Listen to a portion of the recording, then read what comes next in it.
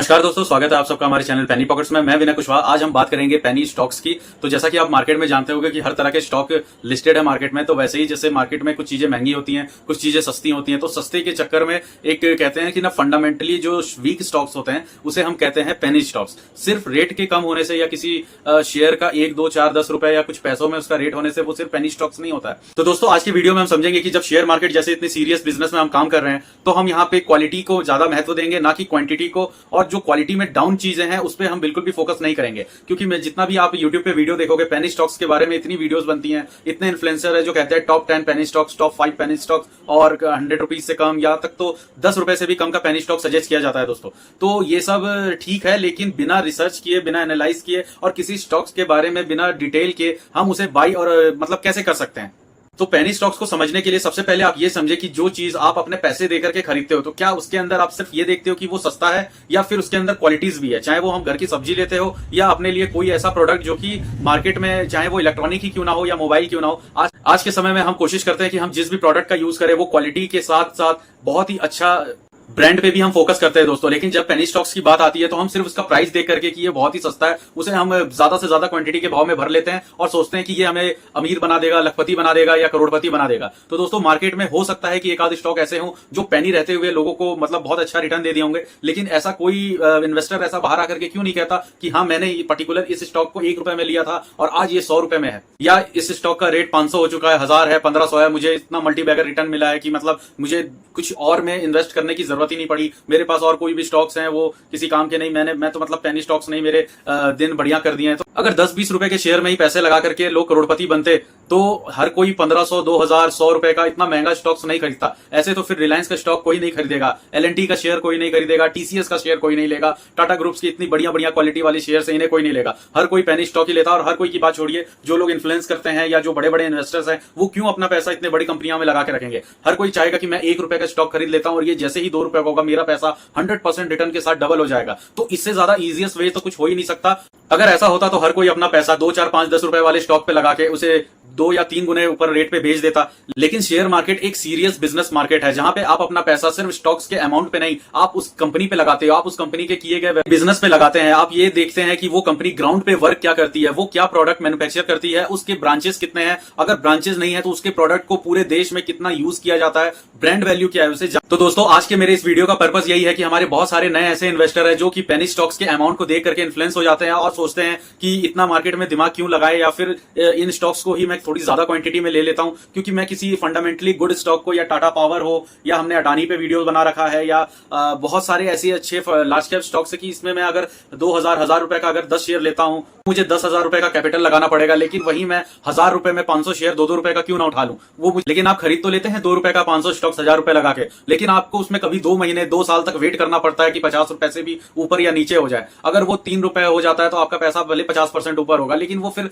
Time आपका ज्यादा लेता है। आपने कुछ शेयर से अपनी नॉलेज को नहीं बढ़ाया, कुछ भी आप उसमें कुछ सीखे नहीं है, आपको पता ही नहीं कि वो कंपनी ग्राउंड रियलिटी पे काम क्या करती है। और ऐसे पेनी स्टॉक्स में जो फंडामेंटल तो खराब होते ही है दोस्तों, मार्केट कैप भी बहुत छोटा होता है और इसमें वॉल्यूम्स बहुत कम होते हैं। मतलब इन कंपनी के जो शेयर्स होते हैं उनमें बहुत कम ही इन्वेस्टर ट्रेडर शेयर्स को बाई और सेल करते हैं, जिससे कि इन शेयर्स में वॉल्यूम बहुत कम होता है। और वॉल्यूम कम होने की वजह से इन पे सर्किट्स ज्यादा लगते हैं, तो वो ज्यादातर पेनी स्टॉक्स में 5% के ही सर्किट होते हैं। सिर्फ प्राइस के कम होने से अगर हम किसी शेयर को पेनी कहें तो उस हिसाब से अगर हम IRFC को देखें तो 2 साल पहले ये 22 रुपए का था, तो 22 रुपए से ये 200 रुपए का लेवल 2 साल के अंदर 10 गुना का रिटर्न, तो ये कोई पेनी स्टॉक तो था नहीं। अगर उसी समय किसी ऐसे अनफंडामेंटल स्टॉक या जो वर्किंग में ठीक नहीं है, जिसका प्रॉफिट्स माइनस में जा रहा है, जैसे कि इरिडा रिन्यूएबल पावर सेक्टर का एक शेयर जो कि इसी साल जनवरी 2024 में लिस्ट हुआ था और आईपीओ 32 रुपए का आया। अगर 32 रुपए ये अमाउंट अगर कंपनी को छोटा लगता और उन्हें पता है कि मार्केट में कुछ बिगनर्स जो हैं इसे पेनी स्टॉक की तरह ट्रीट करेंगे, इसका वैल्यू कम है, तो वो क्या 100 रुपए या 150 रुपए पे नहीं लाते। लेकिन ये 32 रुपए पे आया क्योंकि इसकी जो मार्केट कैप होगा, जो इसके शेयर्स की वैल्यू होगी,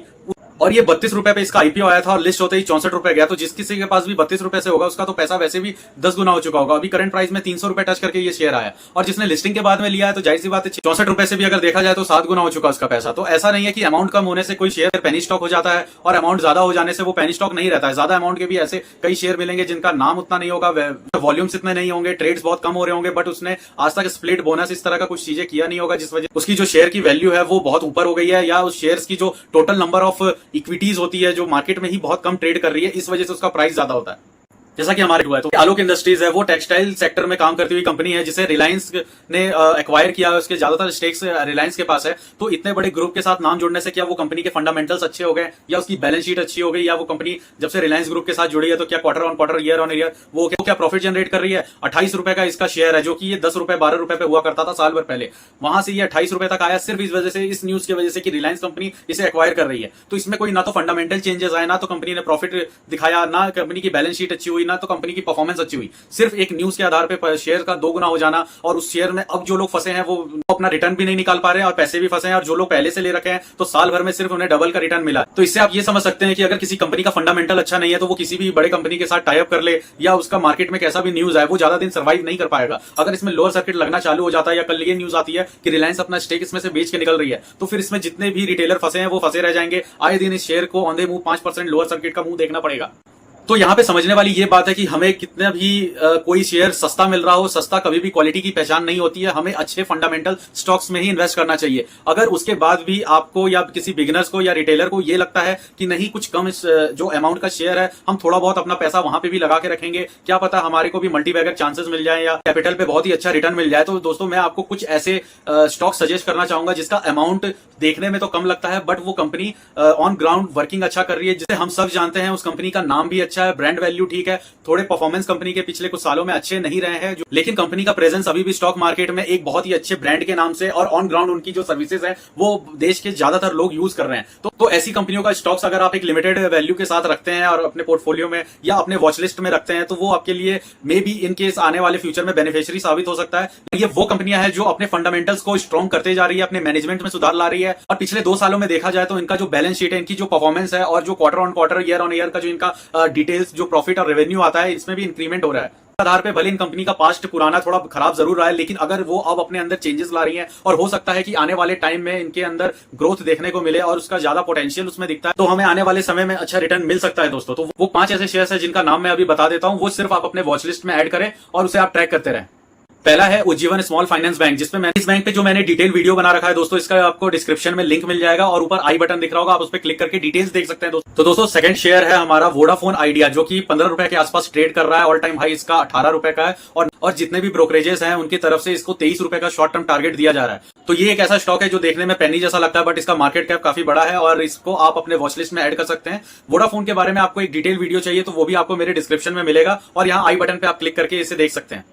तो तीसरे शेयर के बारे में हम बात कर ले दोस्तों, तो वो है पावर सेक्टर से जेपी पावर, जो कि 18 रुपए के आसपास चल रहा है और पिछले 1 साल में अगर हम देखें तो डबल का रिटर्न दे चुका है। 1 साल पहले ये 9 रुपए का शेयर हुआ करता था और उससे भी पहले ये 6 रुपए का था। तो कंपनी धीरे धीरे अपने फंडामेंटल्स को स्ट्रॉन्ग करते जा रही है और पिछले 2 साल से इसका जो बैलेंस शीट है एनुअली वो प्रॉफिट में आ गया है। तो लग रहा है कि आने वाले भी समय में ये प्रॉफिट ही शो करेगा, तो इसका प्राइस यहाँ से ऊपर जाने का चांसेस है। जेपी पावर के ऊपर भी एक जल्दी वीडियो लाऊंगा डिटेल्ड और आपको इसके बारे में और भी इन्फॉर्मेशन प्रोवाइड करा दूंगा दोस्तों। और दोस्तों हमारा 5वां शेयर है आईआरबी इंफ्रा। 40,000 करोड़ के मार्केट कैप के साथ देश भर के ज्यादातर टोल के कलेक्शन का काम ये कंपनी करती है। जैसा कि आप जानते हैं कि इंफ्रास्ट्रक्चर देश के लिए कितना इंपॉर्टेंट है, गवर्नमेंट इसमें कितना पैसे, ये जो कंपनी है जैसे कि मोनोपोली है एक तरह से अपने फील्ड में, क्योंकि देश में जैसे जैसे हाईवे का एक्सपेंड होता जाएगा टोल कलेक्शन बढ़ने वाले हैं और जैसे कि फास्टैग का टाइम आ गया है तो कंपनी को प्रॉफिट जनरेट करने में और भी बेनिफिट होता है। प्लस इसके एक्सपेंसेस टोल बना करके जो ज्यादा एक्सपेंसेस था उससे कम करने का काम कर रही है कंपनी। तो आईआरबी के बारे में भी मैं एक डिटेल वीडियो आपको पूरी इन्फॉर्मेशन प्रोवाइड कराते हुए बनाऊंगा। तो आज की इस वीडियो में मैंने कोशिश किया कि मैं पेनी स्टॉक्स के बारे में कैसे डिटेल से आपको समझा सकूं। अगर आपको फिर भी कुछ ऐसे शेयर्स में इन्वेस्ट करने हैं जिसका प्राइस बहुत ही कम है और आपको लगता है कि इन फ्यूचर वो ग्रो कर सकता है,